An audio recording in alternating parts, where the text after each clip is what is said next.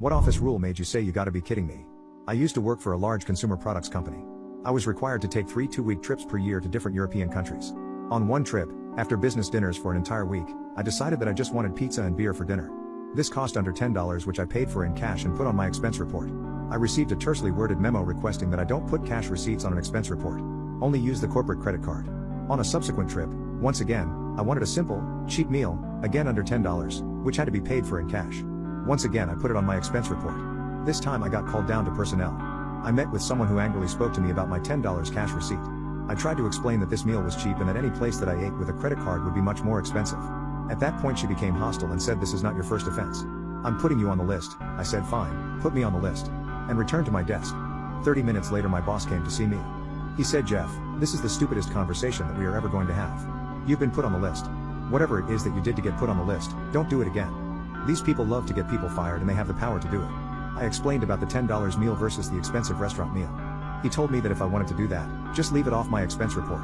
He often traveled with me, so he understood the whole cheap meal thing. The next trip that I took, I only ate at restaurants that took the corporate card.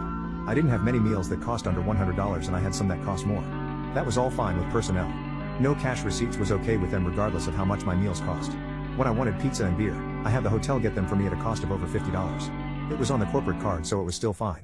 What are the best tactics if you get in a fight? My MMA coach is a multiple-time world champion in Muay Thai and has been part of several fight camps for UFC fighters. A bunch of us were having dinner after training one day, and this topic came up. Some of the guys were trading fight stories, not me, I've never been in a street fight, talking about how their combat sport training made all the difference with this technique or that, and debating whether the Muay Thai guys or the BJJ guys would kick more ass. Pro tip, if you are in a street fight, you do not want to be on the ground, even if your BJJ is tight, until the conversation reached the inevitable point where the head coach was queried, "As a world-class fighter, what would be your strategy to win a street fight? If I had to fight? No way out?" He smiled, kind of sheepishly, and said, "I'd kick him in the balls, make a lot of noise and run away." Wow. I've seen this guy completely demolish a guy more than 60 kilograms, tilde 140 pounds, heavier than him in hard sparring, and I've been ringside at some of his pro fights. He's a killer. Yet his strategy was identical to what I might instruct my hypothetical 13-year-old daughter to do one day if she gets into trouble.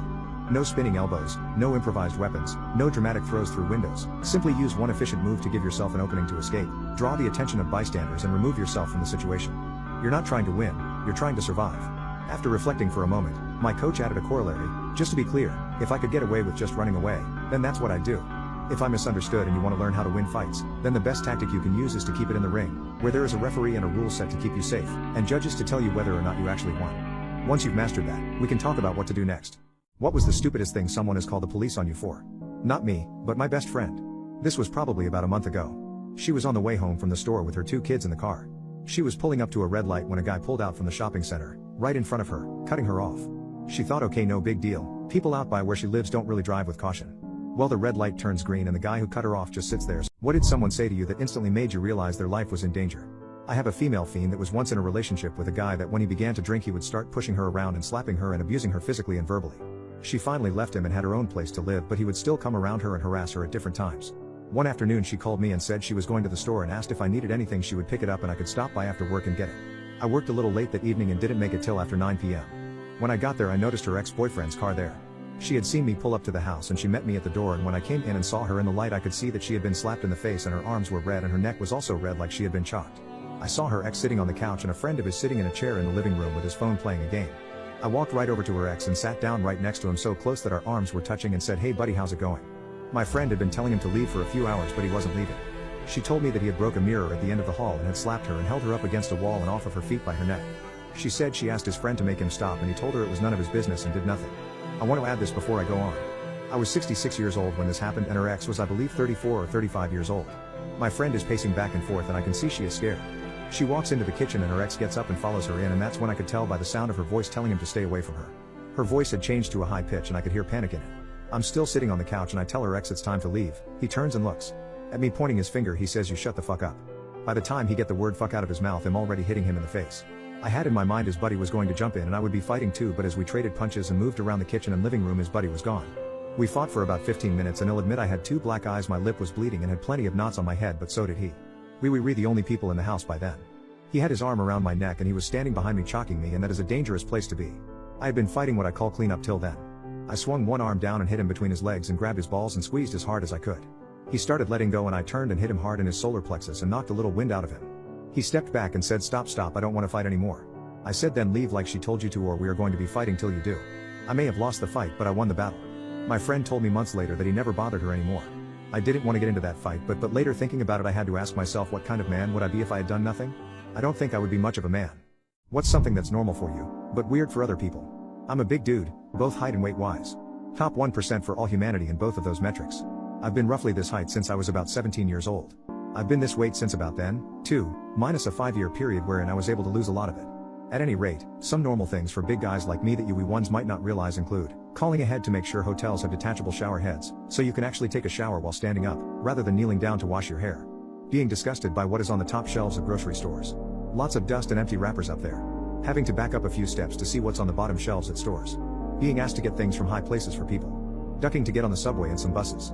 Going through narrow doorways at angles so you don't touch both sides of the door at once and risk ripping your shirt or getting it dirty. I usually lead with my right side when faced with this situation. Checking the weight limits on furniture before you buy it, because it matters. Plastic lawn furniture is basically off limits for me. I broke a few before I finally just gave up. I'll sit on the ground before I risk breaking someone else's plastic lawn chair again. Riding in the back seat of a coupe or 2-door pickup truck. I haven't done that since I was a child. By about age 15, I was too big for that. Assuming you won't fit on roller coasters, in bumper cars, or other similar things, because you won't. Been there. Tried that. Waited in line for 30 minutes to get on a roller coaster and be too tall for the shoulder harness to lock into place. Knowing that clothes and shoes at regular stores won't fit you. The local mall is about 50% women's clothing stores, 25% men's clothing stores, and 15% shoe stores. So only about 10% of the mall has anything I could possibly need. Pretty much just the bookstore. And Apple store. I have to get my clothes and shoes online or from a special big and tall store. Knowing that the free t-shirts you get at some places won't fit. Knowing that the staff t-shirts your boss sometimes gets for everyone won't come in your size. They'll just order the biggest one possible for you, and it will be too short or too tight. Having people assume you're good at football. Thinking about how rare it is to see really tall people in their 70s or older. There's a reason for that. Is it wrong for me to kick out my son for making dark humor TikToks about his sister's passing? My daughter, 16F, died 7 months ago in a car accident. The other driver was speeding and weaving in and out of traffic like a maniac on the highway, ultimately hitting my baby girl. The driver died on impact, but she died 6 hours later in the hospital due to her injuries. My wife and I attend individual therapy, as well as marriage counseling. It's been extremely hard for both of us, but we have made considerable progress given the circumstances. We begged our son to get therapy and go to family counseling with us, but he refused. He's 19 and in college, so we can't force him to go. Our therapist gave us a list of warning signs to look out for, and he seemed to be coping well with the loss. We decided to let him grieve in his own way. The issue is my wife discovered a video my son made that went viral on TikTok. It was reposted by another account. It was a dark humor video. Before and after getting my driver's license, which was her school picture, and then a picture of her gravestone/totaled car. The 3,000 plus comments were extremely fucked up and had similar jokes. We found his account, which had more than one video like this. Us Then versus Now, which had a baby photo of them and then cut to a selfie of him next to her hospital bed before she died. There were in total 5 different posts similar to this. Each similarly more disgusting. My wife was inconsolable. She had a severe mental breakdown. I had to take her to the ER so she can be sedated and given fluids due to her vomiting and hyperventilating. I confronted my son, who defended himself saying he uses these videos to cope with her death. That dark humor is the way he grieves. I could barely look at him. I told him to pack his things and stay with his grandparents. He was angry and said we both need to move the fuck on and stop taking our grief out on him. It's been 2 weeks and my wife doesn't want to be anywhere near my son anytime soon. I can't say I disagree. It's been about giant 10 steps back for both our grieving process. Our son gone was supposed to be temporary, but my wife and I think it's time for him move into an off-campus student apartment to give us all some space and establish boundaries. We haven't told him this yet, but plan to when he returns home next week. While he was away, he did apologize in a text to both my wife and I. However, he still insists it wasn't wrong for him to post those videos publicly for millions of people to see. He believes we are being too dramatic and taking it too personal. It took me threatening to disown him before he took down the videos. A few of my friends thinks we are going too far by essentially abandoning him and kicking him out of our home. They said to keep in mind he's still a stupid kid, and he's digging in his heels because he wants attention. We'll be paying for his rent, but he will have to cover the other costs himself, food, gas, since that's the most we can afford right now. He will have to get a part-time job while going to class. We still love our son, but neither of us can handle this right now for the sake of our marriage and mental health. Honestly, I think I need to put my wife first here, and if that means he needs to leave, then I'll do that for her. Plus he's 19, turning 20 soon, so it's not like he's a child. My wife is not the woman I used to know. She let the fame get to her. I know I won't probably get anything meaningful from Reddit, but at this stage of life I don't have a single soul to talk to. I met my wife when I was 15 in high school, she was 17. That latter part of my teenage years was probably the hardest of my life, since in half a year I lost my mother. Never knew my dad, so she was the only thing I could consider family. At that time, me and my wife were only friends, but she was there for me, and grieved with me. I think I started developing feelings for her during that time. We started dating when I was 17, and we got married 7 years later. For context, my wife was very frugal and unmaterialistic. She never cared about clothes, makeup, brands, cars, always spending money on thrift shops or during sales on whatever she liked. I remember trying to impress her with my 370Z just for her to react with, "What car is this? A Corolla?" So yeah, I think you get the type. But that's what I liked about her the most. And also, she was the most caring person I ever knew. In our family, she's the successful one, always working in big corporations. Regarding myself, I always worked as a community first responder for my local hospital. The salary wasn't high, but I loved my job, helping people as I could. Fast forward, 2 years ago she received an offer from an important company for an executive position, offering 4 times her salary, and let me tell you, her salary wasn't bad by any means. But we should have to move to a different city. At first, I was doubtful, since that would have meant losing my job and not be sure if I could have contributed financially to our family for an indefinite time period. But she said that she could have sustained the family effortlessly with this new job, and for that time I could have looked after the house and groceries, till I could have found a new job. Since she was so enthusiastic, I accepted. I was happy to support my wife's career. Well, the best way I can put it is that my wife underwent a crazy transformation. Some Dr. Jekyll and Mr. Hyde type thing, if you know what I mean. She started caring more and more about luxury brands, jewels, cars, etc. I don't think you can quite imagine my disbelief seeing her coming back home with a Versace bag after seeing her for years wearing $10 coats from our local thrift shop. She also started hanging out with her new female coworkers a lot. My wife isn't very extroverted or very social, so that was quite the shock, but I was very happy for her. I thought that she finally found her dimension after years of struggling. But that happiness started fading after she started coming way later and home every day, and later, until it was a miracle to be able to talk to her for 10 minutes a day. I thought it was very busy with work, since being an executive means lots of work, till she started posting lots of photos of her with her coworkers drinking, going shopping and stuff.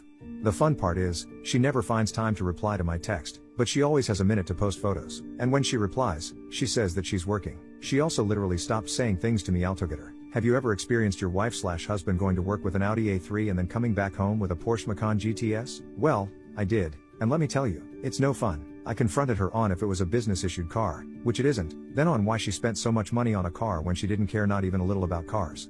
Her passive-aggressive response was that it's her money and that she's entitled to do as she pleases. Or have you experienced not seeing your wife/husband coming back home for a night and not replying to text just to receive a call the following afternoon saying that she forgot telling me that she left for a business trip?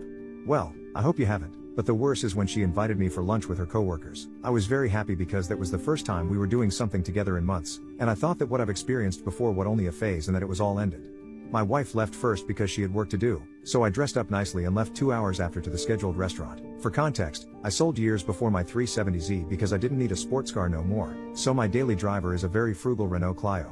I like it, and since I don't need that much, I don't have reasons to upgrade to a pricer model or brand. Well, I get to the restaurant, park my car in front of it, get inside just to see my wife staring at me like horror-stricken. She gets up from the table and takes me outside of the restaurant, then proceed to literally insult me for parking my Clio in front of the restaurant and in front of her table, saying that I embarrassed her and that I should have parked it somewhere hidden. I was completely at a loss for words. I asked her why, and she said that it was a cheap, non-luxury car, not representative of her lifestyle. She then gets back inside the restaurant, warning me not to embarrass her like this again. I attended the rest of the lunch in shock. That day I realized that that girl I had at my side wasn't my wife. It wasn't the girl I married anymore. My wife is now out of the house, celebrating a great year for the company, and I'm here at home writing this with the divorce papers in front of me.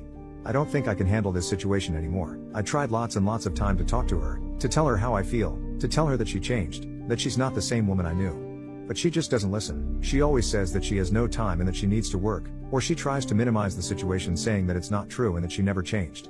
She wanted kids, now she doesn't want them anymore, saying that they would rob her time from her career. She wanted to travel, now she doesn't want to do it, for the same reason. Is she really the same woman I married? But still, I can't bring myself to talk about divorce with her, most likely because I hope that somewhere hidden inside of her there's still the woman I loved and still love, even if this doesn't seem like the case. I broke my son and his girlfriend up and he doesn't know it was me. I, F49, broke my son and his girlfriend up. They had been dating for almost a year, and seemed very happy. For backstory, my son, 19, moved out pretty soon after his biological father passed. He told me he wanted to expand on life, because he was nervous he would waste it away being depressed over the death of someone so important to him. I understood completely and allowed him space and freedom, but we talked daily and he visited all the time. After a while of living alone, he moved back. It was around this time that he introduced me to Kaylee, fake name. Me and Kaylee got along immediately. She lacked a mother in her life, and I think she was quick to establish that relationship with me. Off the bat I noticed she was extremely paranoid and had extreme trust issues, but she wasn't toxic or manipulative, just anxious about where my son was going after work. She'd ask me and I'd answer with he went to his friend Mike's house. They hang out to play PlayStation with each other. We both genuinely believed that my son was at Mike's house, and we had no reason to suspect he wasn't. One night, after my son came home to pick up his PS4 to hang out with Mike, Kaylee asked me to pick up some tampons and Tylenol for her. She lived close and her periods were always super intense, so I was used to going out late into the night to help her. My son gets out of work at 4 o'clock and is usually home or at Kaylee's place by 5:30, 6 o'clock at the latest. It was 6 and he hadn't swung by to drop off his PS4, so I shot him a text before I left the house to let him know why I was gone. It was something like, "Hey, Kaylee is on her period, so I'm heading out to grab supplies. You okay?" He answered me while I was driving, and I checked it when I got to the store. It was something like, "Yeah, I'm fine. Mike needed help building a shelf he bought, so I'm staying a little later." I sent back some message saying okay, be safe, all of that mother stuff, but I was not ready to see Mike, working the cash register, smiling at me as soon as I walked in. I hadn't forgotten he worked here, but obviously, figured it was his day off. I smiled back, but immediately I felt sick to my stomach. I tried to rationalize it. Maybe he means he is building it for Mike, while he works? I couldn't even think straight. I just got the tampons, some snacks and Tylenol for Kaylee and went to the register. Mike obviously started small talk with me, paraphrasing because my memory is bad, but it went something like this. "Hi Mrs. Last name, hello, Mike, how are you doing?" "I'm alright, getting some supplies for my son's girlfriend." I remembered he laughed. "Speaking of your son, I haven't seen him in a few weeks. I need him to give me my PS4 controller he borrowed. Can you tell him that?" I felt sick again. I didn't want to put my son in the spotlight, so I didn't mention the stories my son had been feeding me. I just smiled and said, "I'll let him know." I paid for my stuff and left quickly. I drove to Kaylee's house and gave her the supplies, but I didn't know what to say, or how to say it. She was smiling and laughing, and looked carefree. She asked me where my son was. I couldn't lie to her. I couldn't, so I answered honestly, "I don't know." I didn't know where he was, or who he was with. I just told her to call him and ask. She thanked me and I left her house. Later that night, at around 8 p.m., my son finally came home. I didn't say much to him, just asked him if he had fun. He said yeah, and went to his room. I knew I had to tell Kaylee. Soon after, I went into my room and called her. I informed her of what Mike had said, and how late he had gotten home. She told me that he said he was home hours ago, just tired so he wasn't going to visit. I could tell she was crying, and I asked her if she wanted me to come over. I went to her house and we talked about everything, and she told me she didn't want anything to do with him, and wanted to break up with him immediately. I told her she could, and if she wanted, she could be honest and say I told her. After I comforted her for a few hours, she asked if she could still contact me, even if she wasn't with my son. I said yes, but honestly, I'm hesitant about it. I love her, but it feels off to me. I would still help her, though. Fast forward a few days and my son comes crying to me that Kaylee broke up with him and isn't giving him any reason. I, of course, comfort him too. He said that she needed time to think about it and would tell him why when she knows what to say, but for now, she is supposedly speechless. I was too, so I don't blame her. He cried for hours in his room, and in my arms, and regardless of what he did, of what I did, I comforted him. I want to tell him what I know, and I feel bad that he doesn't know. But Kaylee didn't tell him anything yet, so I might wait. Honestly, I feel stuck. This isn't just about cheating, even though I think he is. This is about trust, and how he is lying to me, and his girlfriend. We both know there is a possibility he isn't cheating, but he shouldn't have to lie if he has nothing to hide. What's something of your child do that makes you proud of them? I spent 10 years in a domestic violence relationship that involved having a baby kicked out of me at 5 months pregnant, a broken jaw and being electrocuted. What gave me strength to finally leave was when the police arrived and my 10-year-old was asked, "Why were they there?" She responded, "Because daddy broke the window, not because daddy has just battered mummy into unconsciousness." I realized she thought the abuse was normal and the crime that night was the window being broken. It broke my heart to realize what I taught her to expect as normal. I finally threw him out, and had a very serious talk with my daughter about domestic violence never being acceptable and how wrong I had been to put up with it. Some years later, in one of her first serious relationships, she phoned me and asked if I could collect her to take to the hospital as her partner had hit her. She's 4 feet 11 inches, size 8, he was 5 feet 10 inches and built like a rugby player. Oh no, I thought, the pattern is repeating. Turns out he'd slapped her for the first time, not having his dinner ready, and she responded by defending herself. To the point she broke her finger. He then turned up in A&E sporting a split lip, a couple of black eyes and a broken nose. We eavesdropped as he said he'd fallen down some stairs even though my daughter had already explained to A&E why she was there and who he was. His bags were packed and left outside by the time he got back from the hospital, and all credit to my daughter, no amount of begging, crying or pleading changed her mind into taking him back. Her stance, that I wish I had, "You hit me once, I'm hitting back in self-defense and then you're out of my life for good." I still smile thinking of what a strong young lady I've raised and the fact she is now happily married to a man who has never raised his hand to a woman. What does it mean when a police officer pulls you over, runs your name, and it comes back as "don't arrest" on their record? After over 2 decades of working high crime 911 response, I can tell you that I've never seen anything like "do not arrest" come back on a record check. The closest I've seen was a card from some East Coast big city police chief or commissioner asking to give the bearer all due consideration, whatever the hell that means. The guy said he'd paid $100 for the card, and it worked like magic back home on citations, CCW, and even a DUI. That's 100 Somalians well spent. Although, I did give a federal agent in charge a citation for park curfew violation once. We had been having issues with gays having public sex within view of children. The agent tried to get my chief to dismiss the citation. It started out with my corporal asking me to void the ticket, then my sergeant, lieutenant, captain, then the major. I told the major I didn't care what he did with it, but it was a good ticket, fair on its face, and I was happy with it. Next an assistant chief called me, laughed, then transferred me to the chief of police. Chief put me on speakerphone, told me the violator was there, then asked if I'd void the citation. I repeated what I told my major. The agent got whiny, asking what he was going to do now, then chief said, if I were you, I'd pay it. The chief took me out for lunch the next day, at a half-price restaurant. If a record check ever came back with a do not arrest attached to it, I'd probably arrest the guy anyway. Nobody's going to tell me what I cannot do. If I think somebody needs arrested, I'm going to arrest them. Now if some honcho wants to release them, I don't really care. But I'm going to testify to whatever really happened. My wife married me because of my best friend. Nobody believes me. It sounds fake, it sounds like drama script, I don't care anymore, I need to get it out somewhere or I'm going to go nuts. We are from the same high school. Apparently, my wife had a huge crush on my best friend since junior high. And my best friend knew about this. Back to my story. It's been 10 years since we got married, and she still loves him. That makes it 10 plus years of one-sided love from her to him and 12 years of my one-sided love to her. She only got close to me and dated me so she could be in touch with my best friend. She wanted to be a part of his life no matter what, so she chose me as a scapegoat. And here I thought, she loved me. How did I find this out? She told me 3 weeks ago. Why did she tell me? Because I decided we were ready for a child and brought up the discussion over dinner.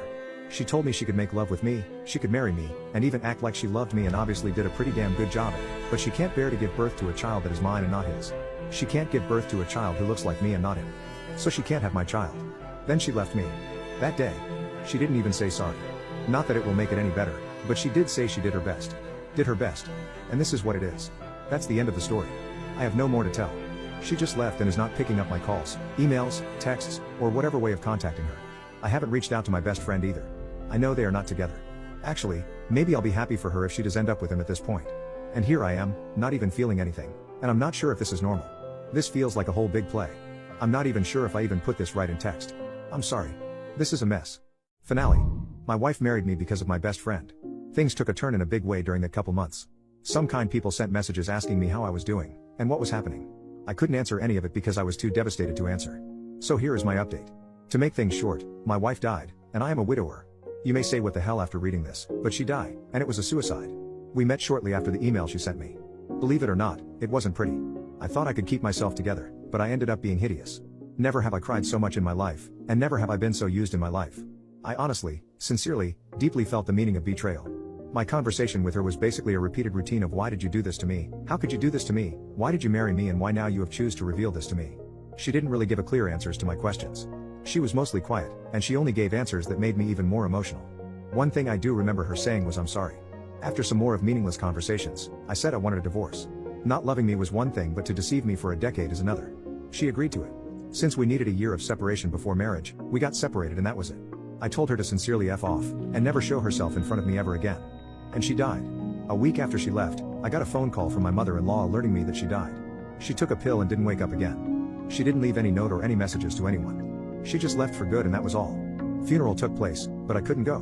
My best friend went, and with it I hope she is happy with that. It's been 3 months since she died. A deep trauma has been placed inside me and I have been seeking therapy since. Hasn't got better, but with that, I am functioning as a bare minimum of human being at least. I don't think I'll ever find an absolution from this incident. My life has been torn apart and my entire self can't function as it used to. I'm not even sure if I have put this post in a righteous form that would make sense. If it's a mess, I'm sorry. This was the best I could do. Some may find my story disturbing or some even may find it made up. I don't really mind if you find it as a lie. I myself have hard time believing this and am still processing. I guess I will never find out what her true feelings were and what she wanted to do with me. But if one of her goals was to haunt me for the rest of my life, she did a goddamn good job of that. This is the last post I will ever make and will ever post. There is no meaning in life anymore for me but I will have to go on. My former best friend has been accused of 12 incidents. My ex-best friend and former flatmate, Ryan, has been accused of 12 incidents. 12. People I haven't spoken with in 15 years keep messaging me on Facebook to say it's unbelievable, that they had no idea he could do something so gruesome. Or 12 something so gruesomes, even. Never mind the fact his fingerprints were all over that knife. And I keep telling them that, speaking as the person who knew him best, it's not so far-fetched. I guess when the crimes are this despicable you can't blame people for being curious. These sorts of cases really capture the true crime aficionado's attention. My first call, once the story broke, was to Ryan's mom. The poor thing was distraught. In the pauses between hysterical sobs, she kept insisting she was going to hire the best solicitor money could buy and beat the charges. Her son wouldn't mutilate a fly, let alone a corpse. For the longest time, I bit my tongue. I mean, why pile on the grief? But she just kept pushing and pushing, leaving me no choice other than to break the news her son was odd. Not this guy's definitely a serial killer odd, but more this guy has the potential to become a serial killer odd. So you really think he did it? She asked, in a weak voice. I sighed and told her about her son's late night walks.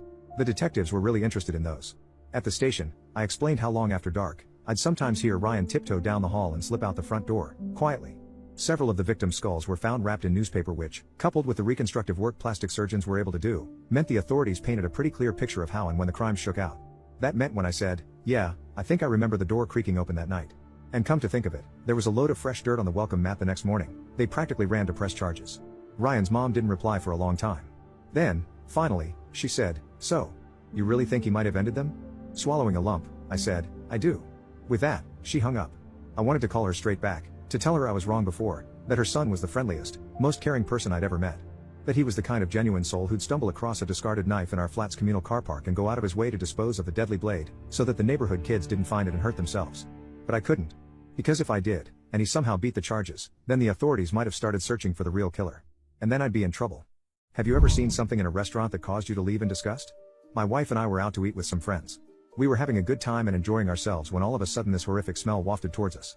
The unmistakable smell of baby shit. But whatever. Baby shit. It happens. However, what happened next left us speechless and without appetite. The man with the baby was at a large round table with several other people. When they smelled it too, there was the standard, oops, someone made a poopy comments towards the baby. The man picked the baby up, pushed some plates and glasses out of the way, and proceeded to open the offending diaper right there in the middle of the dining room. The smell was bad to begin with, but once he opened the thing up, it was nauseatingly bad. We had just received our meals, but there was no way we were eating anymore. People around the restaurant were staring at the table, but no one at that table seemed to think anything of it. They were going about their conversations as though there wasn't a shit-covered child on the table. One of the tables next to us went up to the bar to complain. The bartender said that's Jane's family, she's the manager. I'll go get her. Jane came out of the back with an irritated look on her face. When the customer complained, she loudly said, oh, it's not that bad. He'll be done in a minute. And walked over to the infant and made baby noises at it while the dad finished changing the diaper. We and a few other tables all got up and headed for the door. Hey, you didn't pay, was shouted after us. One of our companions turned and said to the manager, you call the cops, I'll call the health department. I'm sure they'd love to hear about this. And we left.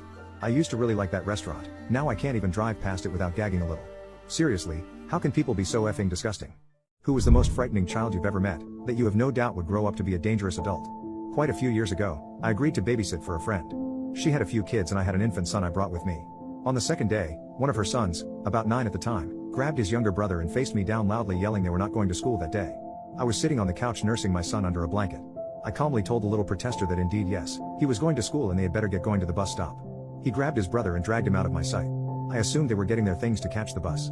He appeared a few minutes later holding his father's gun, which he pointed at my head, smirking the whole time. I was frozen, with my son in my lap. He yelled, I told you I'm not going to school, bitch. And pulled the trigger. There was a click but no bang. He said the F word and pulled it again. A click and nothing. He threw the gun at me, grabbed his brother by the hand and ran out the door and down the street. When I got my shaking under control, I called his mother at work and told her I quit immediately and she had until yesterday to come home and deal with him before I called the police. His father arrived 10 minutes later, mad as hell he'd had to leave work. I gave him both barrels for leaving a gun out where that little maniac could find it, but told him at least he had enough brain cells to keep it unloaded. He gave me a strange look, then walked to the front door and fired 2 shots into the tree in the yard. I fainted. Turns out only the first 2 chambers had been empty. I left and never went back. The friendship was absolutely over. I'm dead certain that boy is likely in jail now. Update: my wife married me because of my best friend. Let's get this started. It's long, and even though I am in a better mental state, I may not put these words together as I wanted to be since I have so much to say. There are lots of TMIs in this post. Excuse my grammar as well. Let's start with my wife.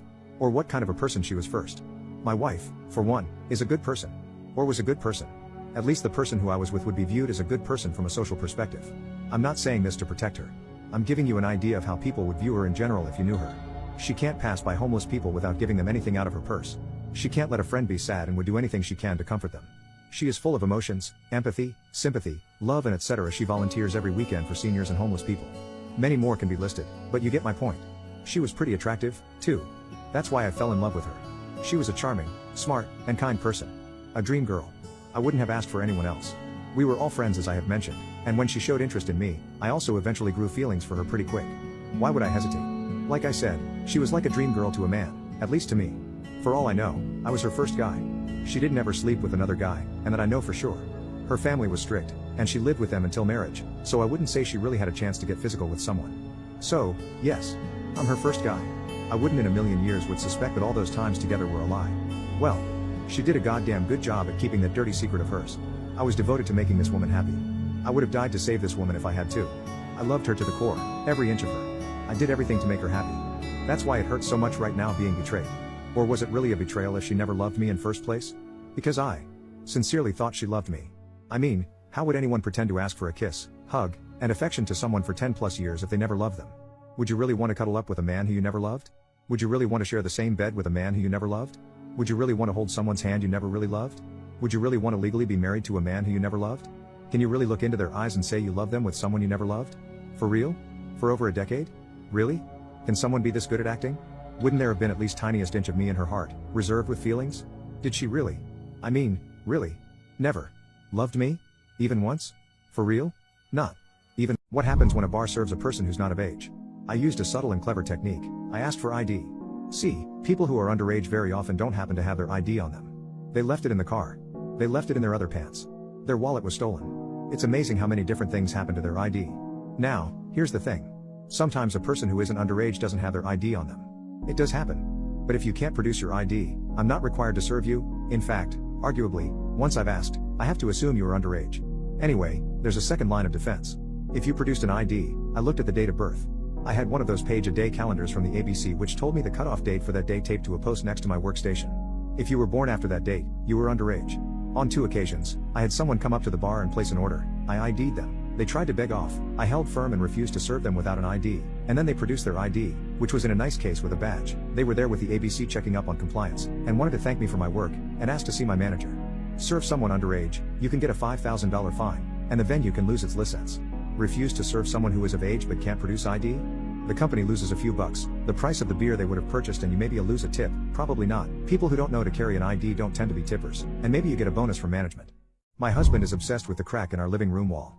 Our son, Matty, was playing Fortnite when the earthquake happened. We just bought my husband's dream TV, 75 inches.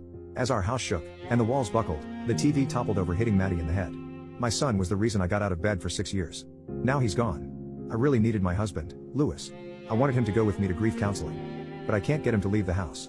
He won't stop staring at the crack in the wall. Right behind where the TV would have been, when the walls buckled, a crack formed in the drywall. Just thick enough that you can almost look into it. He'll spend hours just running his finger up and down the crack, pressing his ear against it, listening. My counselor said people grieve in different ways, that I should respect his boundaries. But I was starting to get worried. I decided to confront him about the crack. Lewis. He didn't even look at me. Don't you think we should get someone in to fix the wall? Shh. He shushed me. Come here. Listen. He gestured for me to come listen to the crack in the wall. I humored him, and pressed my ear up close. I don't hear anything. Can't you hear him? Hear who? Matty. He's in the wall. Don't say that. He is, just listen and you'll hear him. He's lonely in there. Matty's gone. Our son isn't inside the wall. He shrugged me off, and went back to whispering to the wall. I know I should have done more to bring him back to reality, but it was so hard to hear about our son like that. I had to leave the room and fight a crying spell in the kitchen. That night, Lewis didn't even come to bed. When I went downstairs to check on him, he had a flashlight and was trying to see in the crack. He said to the wall, I don't think I'm going to be able to break you out of there, buddy. I'm going to have to find a way to get in there with you. Lewis, come to bed. It was like he didn't even hear me. When I woke up, it was just me in bed. I decided I would get him away from that crack even if I had to drag him away.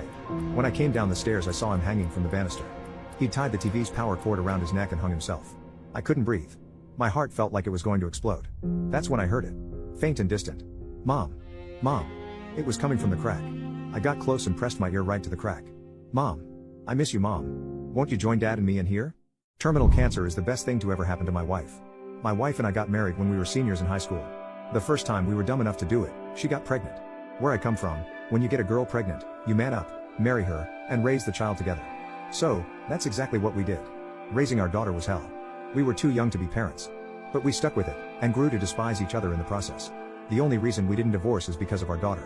So, for 18 years I put up with my wife hating my guts. Nothing I ever did made her happy. We've slept in different beds for over a decade now. Hell, she beat my ass on more than one occasion. Fortunately, our daughter is attending college in the fall, and our charade of a marriage will finally be able to end. At least, I thought it would. Terminal cancer.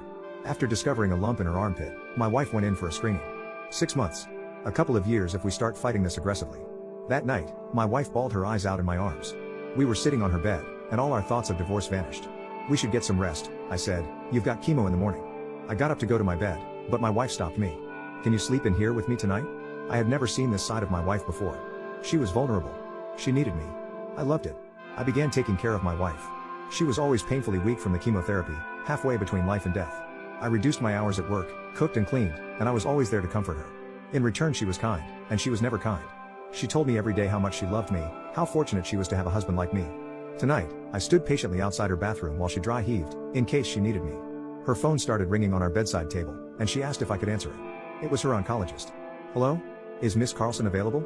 She's unavailable. At the moment. I'm not supposed to do this over the phone, but I have great news, Mr. Carlson, this couldn't wait. There was an error with your wife's initial cancer screening. Her test results were accidentally swapped with a different patient. From the look of things, your wife is completely cancer-free. I felt a tightness in my chest. I remembered what my marriage used to be like.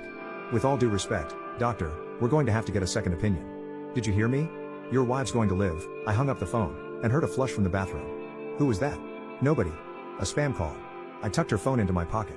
Let's get you to bed, honey, you'll need your strength for tomorrow's chemo session. What is it like having bad parents? I'm not answering this question about myself, but about someone else. My childhood was pretty traumatic and shit, but, at least, my parents did the basics of making sure I was safe, clothed and fed, and I did receive occasional affection. In other words, there's shit, and then there's shit. Anyone who had shitty parents knows that there's always someone out there who had it even worse. It's not the suffering Olympics, I know. But, it's always worth remembering that, in some respects, we were luckier than others. Way luckier. One of my son's friends has shitty parents. Are they as sadistic as some? I doubt it.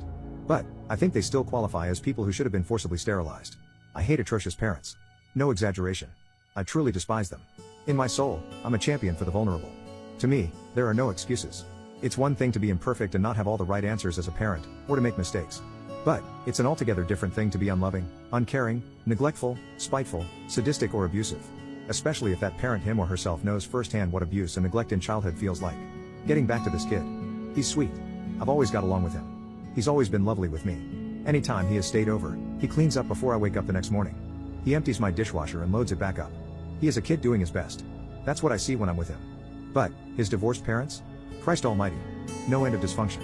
In a nutshell, he's just not wanted. He is treated like a nuisance. I'll give you some examples. One day after school, pandemic time, my son and two of his friends came to my house. The kid in question was one of them.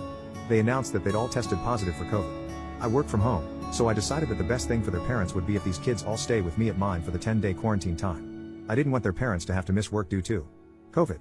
So, it was me and 3 teenage boys locked up together for 10 days. Quite fun actually. One of the mums showed up at our door every other day with bags of groceries for everyone as well as clean clothes for her son. Kid X's mum never once showed up or even texted me to see if we needed anything. No food, no phone calls, no clean clothes, no toothbrush, nothing. For 10 days. One night that same quarantine week, as we all sat at the table together, X phoned his house. The mum's partner answered. X asked if they could bring us some takeaway food for dinner. We had food, but I think he felt bad that he wasn't contributing anything. His mum's partner laughed in his face. You want us to bring you KFC after working all day? Nah, that's not gonna happen. It was on speakerphone, so we all heard it. X hung up the phone, very obviously embarrassed in front of the rest of us. He chuckled awkwardly, and he said well, no surprise there. Apparently, his mom also makes him sleep on the sofa so her shithead partner's child can have a bedroom instead. Mother MC meanie pants.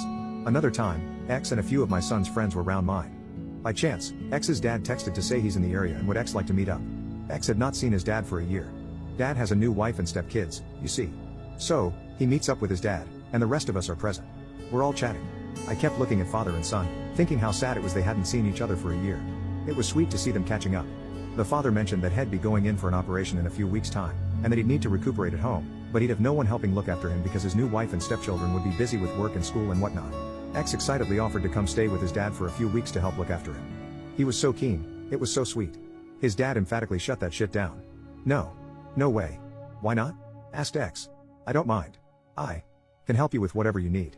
You know why, replied Dad. X looked so dejected. Turns out the reason was that the new wife and stepkids hate X wouldn't want to upset them, thereby making Dad's life any harder than it has to be, would we? Fuck parents who put their new family ahead of existing kids. Fuck them with a hot poker. I felt incensed. Dad got up to leave, and his broke 15-year-old son kindly asked for some money for a festival the boys were all going to that evening. He hates always being the kid with no money and having to be covered by his friends. His dad said no. Absolutely not. Then he left. Couldn't even part with some money after not seeing his son for a year. Mother MC meanie pants. So, I gave X money, which he refused to take. But, I forced him. Why do some people bother having kids? What's the one joke you can guarantee everyone laughs from? A sales manager was driving on his long commute home after a successful deal when he noticed a storm coming. The forecast hadn't said anything about it, but it seemed really intense. He also began noticing that his car was belching smoke, breaking down quickly as soon as he noticed the storm. He groaned and pulled over, looking around for some place to stay from inside his car. Rain began to drizzle. The man then noticed that a monastery, huge, built from some sort of plain gray stone, adorned with elaborate and elegant statues and pillars, was just across the street. He quickly got out of his car, rushed to the monastery and knocked on the door. Seconds later, it opened, being answered by a monk. "Welcome, brother. We have been expecting you." The man was taken aback by this. How was the monk expecting him? He shook off his unease and responded. "My car's broken down, and a storm is coming. Can I take shelter here?" Of course, of course. Come in, we'll give you a room. One of our brothers was a mechanic before he joined us. He will repair your car." The man wasn't sure what to say. These people were being weird, but accommodating and nice. Who was he to refuse? He was led to his room and tried to go to sleep immediately. As he laid in bed trying to sleep, he heard an indescribable sound, but it was beautiful. He'd never heard anything like it, and no words could ever have adequately described it. He tried to ignore it, but it was burned into his memory as he drifted off to sleep. He woke up the next day and immediately went to the monk who had welcomed him in. "Hey, I heard this sound last night, do you know what it is? Or what made it?" The monk smiled and averted his gaze, looking to the ground for a moment before looking back to the man. "Well, I'd love to tell you, but you have to be a monk to know." The man was annoyed but ultimately thanked the monks for their hospitality and left in his repaired car. Half a decade later, the man had moved to a different part of the world for his job. He'd been promoted and was driving to his new home in his belonging stuffed car when it again began to belch smoke. He pulled over again and noticed a storm coming, feeling an intense sense of déjà vu. He got out of the car and looked around, seeing that same monastery, but why was it here? The man decided not to look a gift horse in the mouth and approached the door, knocking on it once again. The door opened. "Welcome back, brother. We've been expecting you," the same monk greeted. The man was obviously put off, but once again dismissed his unease. "Hey, my car broke down again. Can I take shelter like last time?" Of course. Come in." The man was taken to the same room, slept the same way, but this time woke up hearing that beautiful otherworldly sound. He got up and ran to another monk, hoping they would tell him. He asked, "I've heard this amazing sound, and I heard it the last time I was here. What is it?" The monk frowned and simply said, "I'd love to tell you, but you have to be a monk to know." The man is exasperated and storms out of the monastery, getting in his car and driving off immediately. That same sound haunted him the whole way to his new home. Decades later, the man had married and been widowed. He dedicated nearly all of his retired life, only about 20 years now, to finding out what that sound was, and all the while, that fantastic sound kept ringing in his ears. He decided finally to get to the bottom of this. He made an incision in the belt of his car and drove off. His car began to belch smoke, and as he approached what seemed like an empty plain, a storm began to roll in on the horizon. The man was excited to finally see about getting an answer after all these years. He got out of the car and rushed to the monastery, knocking on the door furiously. It opened. "Welcome back, sir. We haven't been expecting you this time. You seem to be here so soon." "I know, and I'm here for answers.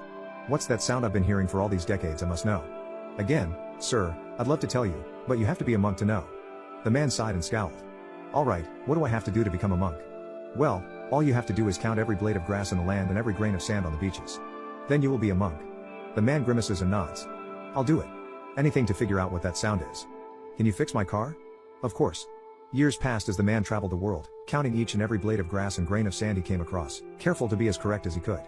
After decades passed, he was elderly and old, but finally finished his quest and started on his path back home. As soon as he was able, he sabotaged his car and drove off, arriving at the monastery as he had several times before. He stormed up to the door and knocked on it again. The monk answered. "Welcome back. I've done it. I've counted every blade of grass and every grain of sand." "Then you are now a monk. Please, follow me." The man was confused. "Don't you need to know the number of each?" "Not at all. That you had the patience to go through that ordeal to become a monk is proof enough of your worthiness." The man accepts this explanation and accompanies the monk inside.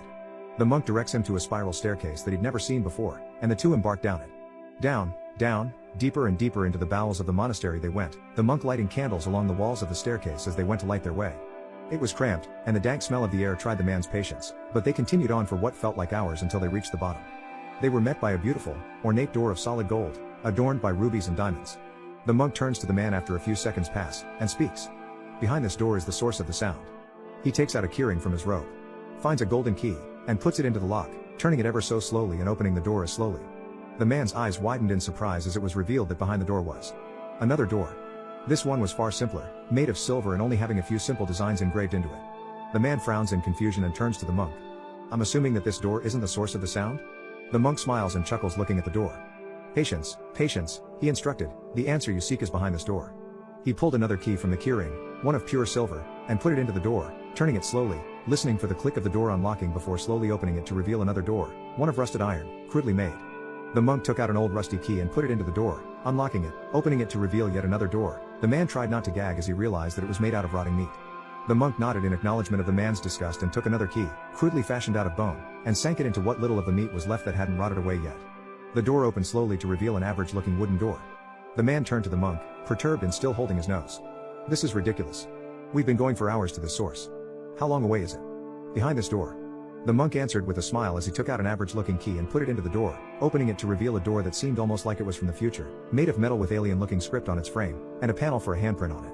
The monk put his hand on the panel and it opened in a way unlike the man had ever seen. It seemed to unwind itself into its frame. As the two crossed through its frame, it restored its old shape. The man took his hand off of his nose, thankful for the relatively fresh air.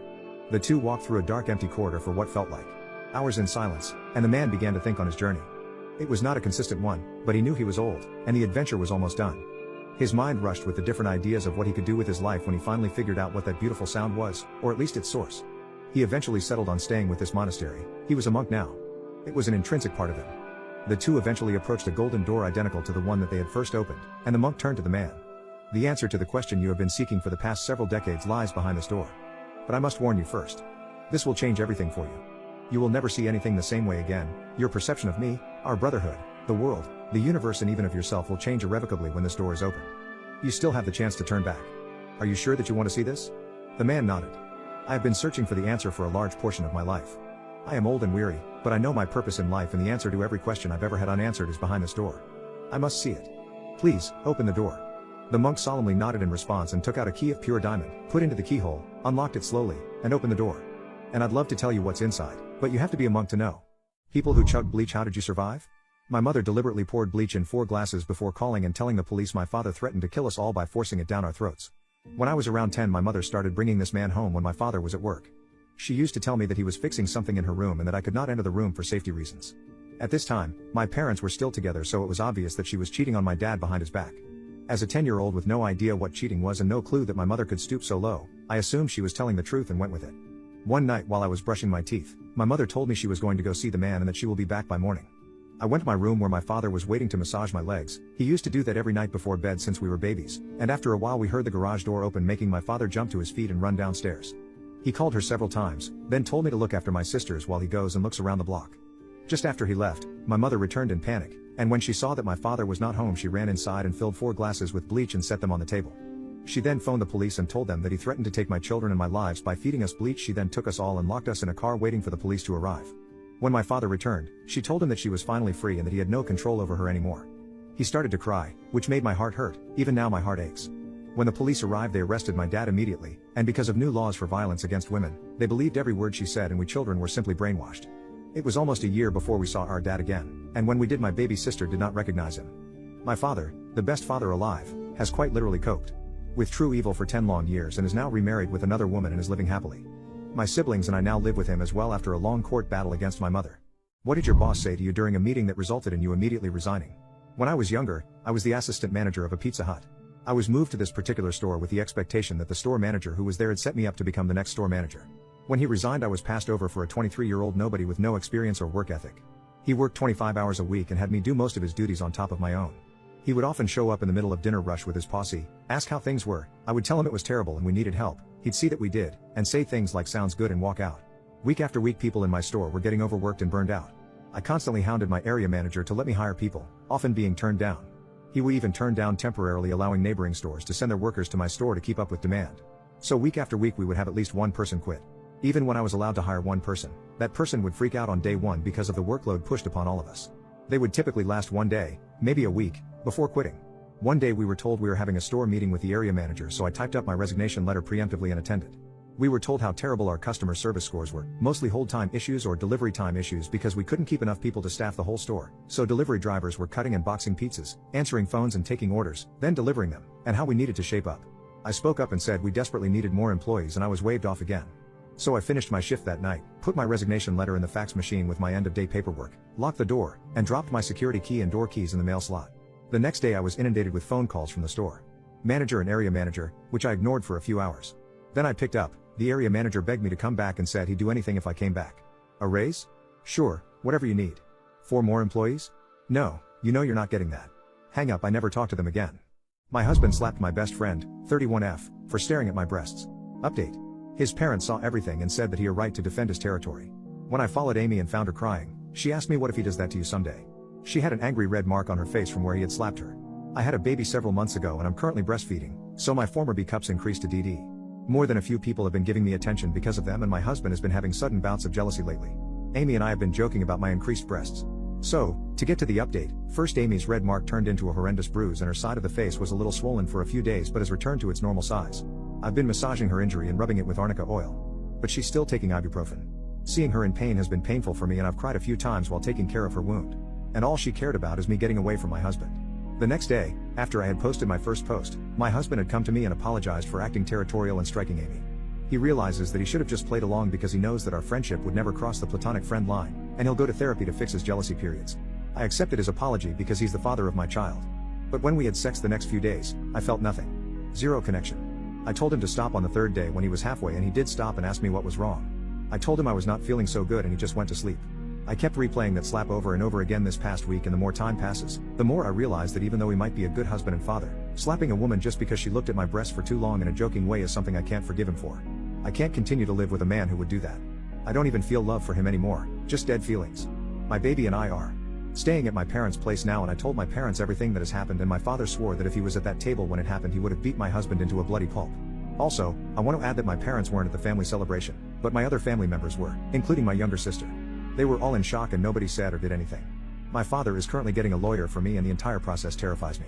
My husband has contacted me already and asked why would I do this when he already apologized and said he was going to go therapy, and that isn't that supposed to be enough reason for me to stay? He called me unloyal, double-crossing, and an unworthy cunt. He also said that there were a million times he could have cheated on me when I was pregnant and nursing, but he never did, and he should get credit for that because that's what other men would have done. His parents told me that I'm a selfish whore who can't stay true to her husband and has chosen some gay bitch over her loving and loyal husband. All of that made my blood boil and I want to push past my fears of being a single mom and just divorce him. Amy is still more than happy to help me with the baby and even suggested for me to move in with her so she can be there to help anytime, just as long as I get away from that pos. My husband slapped my best friend, 31F, for staring at my breasts. Me and my husband have been together for 5 years and married for 1 year. I just had a baby several months ago and I'm breastfeeding her. Before my pregnancy I was a B cup, but after having a baby my breasts have increased to DD. My husband of course loves the increase in my chest size and has lately been expressing sudden bouts of jealousy if anyone showed a little too much attention to me. The weekend before, both of our families and friends gathered together for a family celebration. Everyone congratulated us on the baby and ood and ahd, all of that usual stuff. Somewhere halfway through dinner, we were all peacefully eating and conversing. My best friend, we'll call her Amy, was staring a long time at my breasts and I said, "You look like you want a taste of my norks," and we both laughed. But without warning my husband slapped my best friend on the face and said her breasts are only for me to look at. Amy was stunned and she immediately left the table while I looked at my husband in shock and asked what the fuck was he thinking? He said, "Sorry, I'm a bit territorial." Now, he knows the way Amy and I joke around and he's never acted this jealous before. And over what? Her gazing at my breast that long? Why wouldn't she or anyone I know for that matter? They're double D's now for Christ's sake. His parents saw everything, everyone did, and they said that he has every right to defend his territory. I'm sorry, are we animals? I went after Amy who was crying and already had an angry red mark on the side of her face. I calmed her down and she told me we were just joking around. What if he hits you someday? I don't see my husband capable of doing that, but I am worried about his jealous that appeared during and after my pregnancy. Is this normal for men to act territorial during this period? And even though, that doesn't excuse him from hitting a woman who is my best friend. The red mark has by now turned into a horrendous bruise and I'm now freaking out because my husband has never shown this amount of jealousy before, not even close. And the more time passes, the more I think that she might be right, and if he can't control his impulses, then what guarantee is there that he won't do the same to me? Every time I see her and the bruise on her mark I feel rage inside of me, and I cried this morning because I can see that my best friend is in pain and she's still not going to press charges because I'm her friend and he's my husband and all she cares about is me. I'm terrified at the thought of being a single mother and I don't know if I can handle motherhood on my own, but Amy said that she will support me and help me.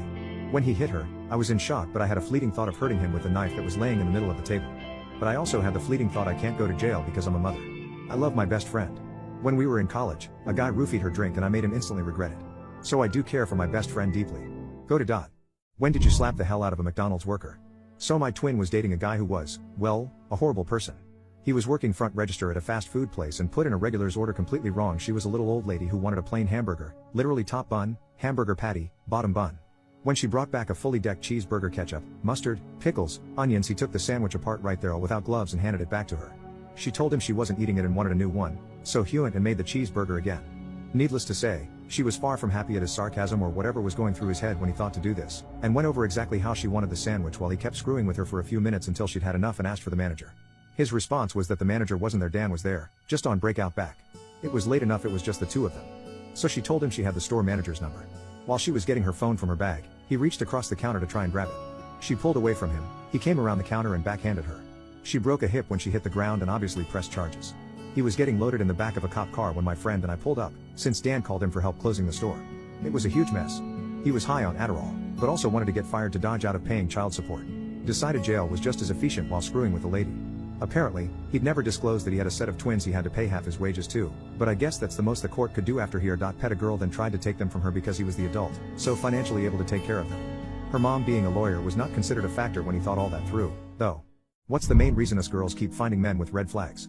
A few years ago I had a guy in one of my college history classes. Over a few months I would catch him looking at me all the time until finally one day he asked me on a date. I told him I'd love to and we agreed to go to an Italian restaurant. I get there and go inside and he's nowhere in sight. Our date was for 6.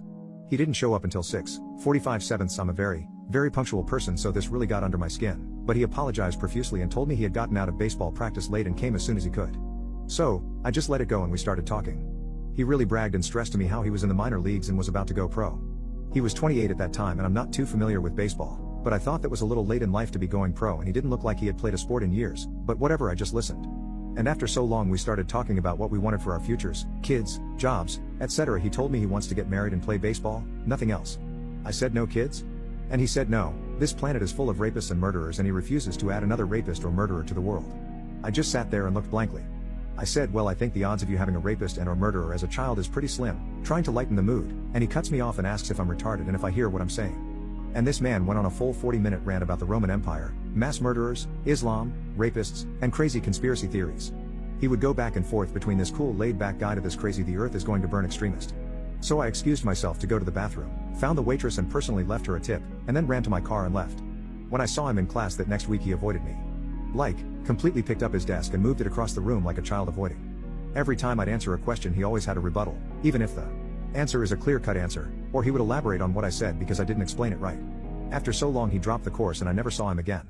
What goofer actually said to you, do you know who I am? My father believed in handshakes, not contracts, and entered into a business agreement to do all the foundation work for a development of 9 luxury houses. Both my mom and I warned him to get a contract, but he wouldn't, claiming that the contractor who hired him was also an honorable man. Needless to say, he didn't pay even though my father believed he would pay one day. My parents cut their living expenses to the bare minimum, including their health insurance. Sadly, my mom was diagnosed with terminal cancer during this time. One day, I joined friends for a festival at the local seminary. Guess who I ran into? Yup, the contractor being given the royal treatment by several of the priests since he was a large donor to the seminary. I said hello to him and he ignored me, so I repeated myself. When I was ignored a second time, I asked him where his manners were. Yes, I was itching for a fight. He responded by asking me if I knew who he was. My very loud response was that I knew who he was, that he was the lying thief who owed my father nearly $200,000 for work he had done. And that because of him, a good woman, my mom, was dying because my parents couldn't afford medical treatment. Of course the priests tried to shuffle him away, but I kept at it. The priests kept telling me that I was mistaken and that he was a good man. I asked him if he knew who I was and he said some bitch with no manners. I laughed and responded that I was the bitch that was taking him down with a big smirk and walked away laughing. What he didn't know was that I had kept detailed records of all of my dad's financial outlays for him, all associated labor costs, delivery costs of concrete and cinder blocks, all showing delivery to the contractor's development. I found a lawyer to help us, and the day before the festival, my mom signed the paperwork, as a co-owner of the business, to have a line applied preventing the sale of any house in that development, until my dad was paid in full. I also reported him to the IRS whistleblowers program for tax fraud. End result, my dad was paid in full. Eventually the contractor was found guilty of tax fraud, did prison time, paid a substantial penalty, and was ruined. Evidently my dad was not the only one he screwed. And being the bitch with no manners that I am, I bought numerous copies of the newspaper edition that told of his conviction, and hand-delivered them to the priests. Lol. What is the wildest thing you have ever seen a patient's parents say? We hope that her child dies. OBGY department in a government hospitals are the most chaotic ones. In last 1.5 months, I have seen so many cases of rape, underage pregnancy, abortion due to physical abuse, poisoning, etc., that I have lost the count. It was a regular Saturday night, and I was on a 12-hour night shift. This young female who didn't look much older than 15 to 16 years came to the emergency labor room with full-term pregnancy and labor pain. She had only one relative accompanying her.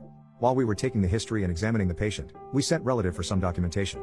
The girl claimed that her age was 19 and said that she was married. So we admitted her like we do with all the patients.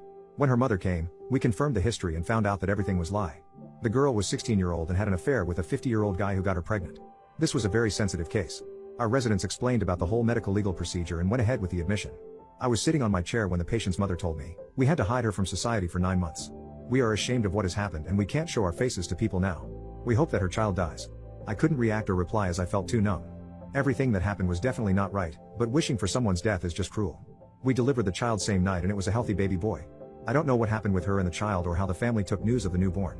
I can only hope they understand the innocence of the girl's age and maybe forgive her. Watching my life go by. 10-year-old Emmy found herself caught in the midst of daily verbal arguments between her parents, Adam and Rebecca. Adam firmly believed that Rebecca was the person he was destined to spend the rest of his life with and couldn't fathom a world without her. However, Rebecca took the difficult decision to file for divorce, leaving Emmy to witness her departure from the family home with just an overnight bag. Days later, Adam explained to Emmy that Rebecca had moved on and didn't want to see either of them again. Adam took on the responsibility of supporting the family. He first established routines to help them adjust to this new chapter of their lives. They started meal prepping the same basic meals together, carefully packing them into black plastic containers with clear lids and plasticware. Adam was a gifted engineer, and he started a small architecture construction business. He soon realized he needed some extra help around the house. Emmy had to mature quickly, becoming the woman of the household. The police at first frequently visited, inquiring if Adam or Emmy had any information about Rebecca's whereabouts, and even searched the house a few times. A decade passed, and Rebecca's sister, Samantha, who had been a constant in their lives, developed a romantic relationship with Adam. She had helped raise Emmy and offered continuous support since Rebecca left. One morning, Adam's office called, urgently needing a photograph of a blueprint for a major client located in his home office in the basement. Emmy went down to the office and, while there, noticed faint tapping noises. Curious, Emmy started listening for the taps. She even started knocking on the walls and shelves. It sounded like it was behind the bookshelf. She started pulling books down and setting them aside. Finally, she tried to move a book that was glued to the shelf. She gave it a good yank and felt the shelf swing like a door toward her. Slowly opening it, Emmy was unexpectedly tackled by a pale creature with disheveled hair down to its legs and tattered clothing, wielding a plastic knife. The creature tried to stab Emmy in the eyes and throat. Emmy rolled over, reversing the position, and started grasping for objects on top of her father's desk. Emmy was able to grab a letter opener and stab the creature multiple times until it lay motionless. Blood started pooling along the floor. Emmy stood up and dropped the pointed opener. She stepped over the creature and opened the door further to discover a padded room filled with black meal prep containers, a small bed, a toilet, and a television behind a sheet of clear plexiglass that was a live stream of hidden cameras all around the house. A sticky note behind the glass wrote, "If you don't want to live with us, you can watch us live." Emmy exited the room to see the thing that attacked her. Emmy slowly began to recognize it and started crying profusely. "Mom, what did a teacher say that made you immediately walk out of the classroom?" This answer is not what you might be expecting. If any of you need to take a few minutes, please feel free to leave the class without having to ask. My best friend's mother had died overnight. Her newly widowed father decided, for reasons I still don't understand 45 years later, that the best thing for his kids was to go about their normal routine. Our parents were friends and he'd phoned my mom early that morning to break the news. Us kids were just 10 years old, in 5th grade. I wanted to walk to school with my friend and her sister, so I made my way to her house at the end of the street. Those two girls were standing in the front yard looking lost. A small crowd of primary school kids gathered around them, to walk to school together. Nobody said a word, everyone just knew. It must have been a strange sight, 15 or so kids walking together with nobody saying anything. When we arrived in our classroom, we found the teacher had rearranged the desks so that we could all sit together in a circle. She announced the sad news to the class and then addressed us, telling us we didn't need to ask permission if we needed to step away to collect our thoughts and regain composure. She understood. Throughout the day there were several instances of one or the other in our group getting up and walking out for a few minutes at a time, myself included. I'm 55 and still remember this morning like it was just a few years ago. I still think what that teacher did was amazing and thoughtful. I still don't understand the father's decision, but in hindsight I respect it. I think he just didn't know what else to do. At least his young daughters were surrounded by their friends. Ada. I've disabled comments after a few people thought I needed schooling. I adore that man to this day. I answered initially as my 10 years old self, followed by my now reflection on the day. I won't respond to inbox messages regarding same. Quora is better than Facebook and I hope it stays that way. What's something a poor kid would understand, but would utterly confuse a rich kid? I am 56 years old. I grew up hungry. My parents did the best they could and I never starved, but there was never quite enough. One of my coworkers grew up the same way. Her mother made giant pots of cabbage soup and Kool-Aid without sugar. She is in her mid-40s. We both have been food secure since the late 1990s. We were both recently sent to a conference. The organizers provided all the food. This made us uncomfortable, but we didn't know why. We both compulsively took a couple tea bags and small jars of honey from the drink station, just in case we need a drink later. They had a breakfast buffet. I took an extra orange, a small box of cereal and some honey for my room. My friend did the same. We put the food in our room. We felt better, just in case we are hungry later. They had an exhibition hall. At each station was a candy bowl. My friend and I stood and picked out candy at each table. We put it in our bag, just in case we need a sweet later. Our young coworker has never been hungry. Both parents have good jobs. Her godmother is a bigwig in the town. She watched us in amusement and exasperation. If you need food later, call room service. Ask the valet to go bring you something if you don't like the food in the hotel. You parked in valet parking, right? You gave him a good tip? Alright, go take that stuff up to your room. I'll save you a seat at the keynotes. She doesn't understand. Just like the kids with money didn't understand why Francis and I volunteered to be kitchen help in elementary school. Why we brought our backpacks to lunch on Friday, or how grateful we were when the kitchen lady filled them with bread and fruit and government milk and cheese. Poor kids understand hunger, and hiding food. Even though I haven't been hungry since 1997, I remember. Rich kids know food will always be there. They don't know hunger, and they've never hidden food. Now, excuse me while I go hide this donut.